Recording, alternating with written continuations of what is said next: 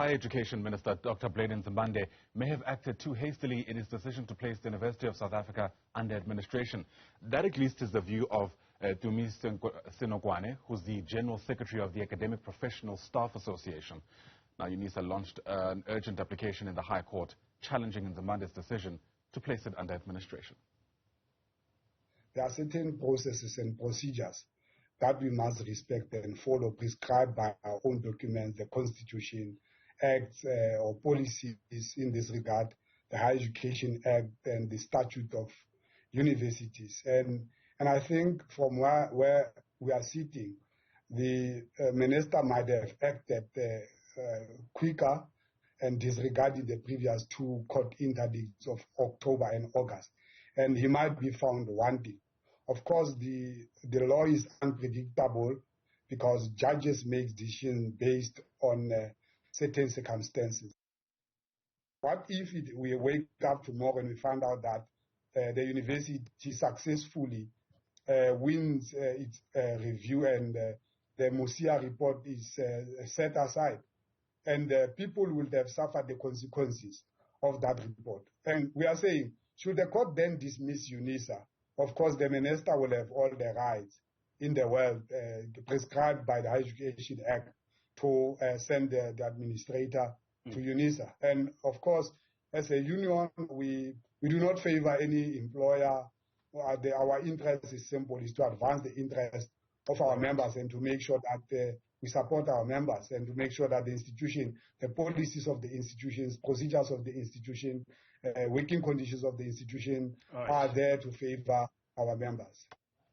All right, let's continue getting your reaction to that story now. Bring in Nkosinathi Mabilane, who's the Unisa SRC president, joining us via our video link this morning. Nkosinathi, it's great to have you on the program. Thanks very much indeed for your time.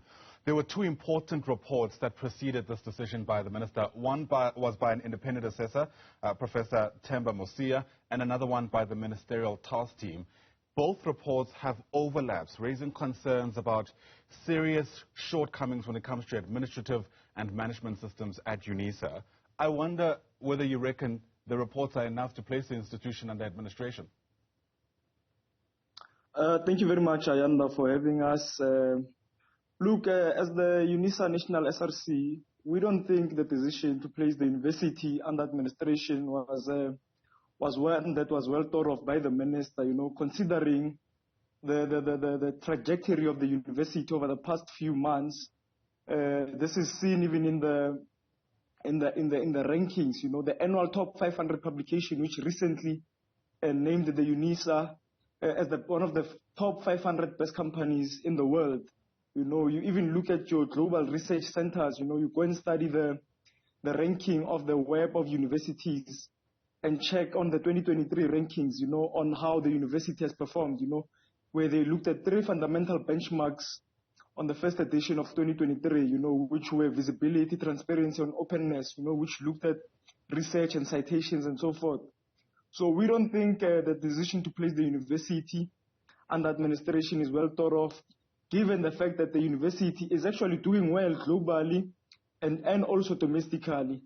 And also given the fact that there were two interdicts already, which had halted the minister from acting on the assessor reports, But of course, we also note that there are those findings within the assessor report in which the university did highlight and are aware moving forward in terms of implementing and recorrecting what the minister had highlighted, This includes looking at the vacancies which the assessor report had flagged within his report, where those vacancies have been filled, and the Unisa National SRC is applauding management for that and the council for taking such decision in terms of filling in of these vacancies, because as a Unisa National SRC, we don't agree that we must have vacancies within the institution because this brings about instability which affects service delivery to students and so forth.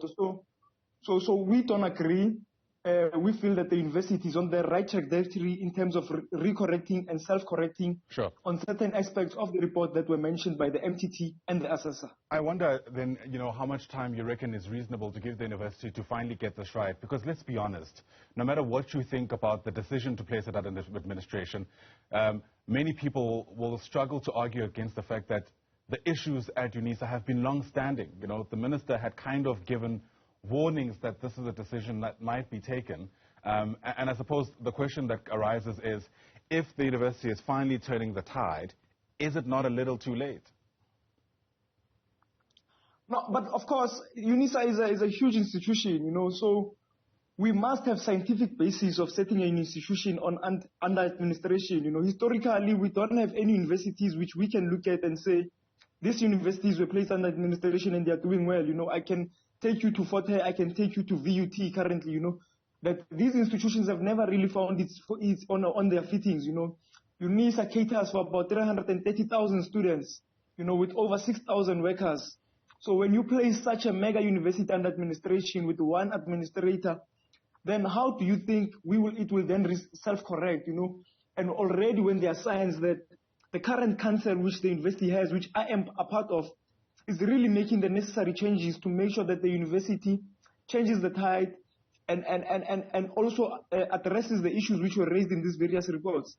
So when you look at administrations generally, we don't agree that scientifically you can say ministerial interventions like administrations are good for universities, because when you look historically at universities that have been placed under administration, they've never really found their footing ever since. So we trust in the current council which we have, which I am a part of, which we are leading, and which we will also be placing student issues at the center. So we don't agree that when we are finally changing the tide, that we must then be placed under administration, because what we have on the ground is that the university is making inroads. You look at even our financial standing and feasibility, the university is about 15 billion in reserves, which is a healthy account to look at. And I mean, if you're going to place an institution under administration with such a healthy bank balance, then what are we then saying? What is then the issues that the minister is then raising to say that he can then place the university under administration? So, yeah, so the SRC, what the minister is relying on are those two reports that I mentioned. Part of what was highlighted, for instance, is that Unisa suffers from chronic financial mismanagement.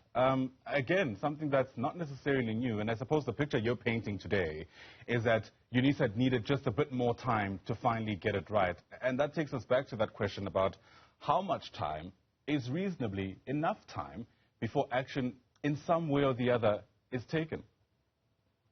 Yes.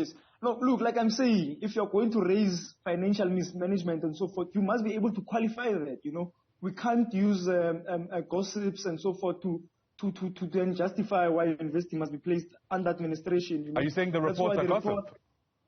The minister... I'm saying the assessor's report was filled with a lot of inconsistencies. That's hence the council took a decision to take the report under review, which is still in the court processes. So the minister jumped the gun on this one. And with the university, like I'm saying to you, on a good financial standing, with evidence enough to show that we are on our way up as a university.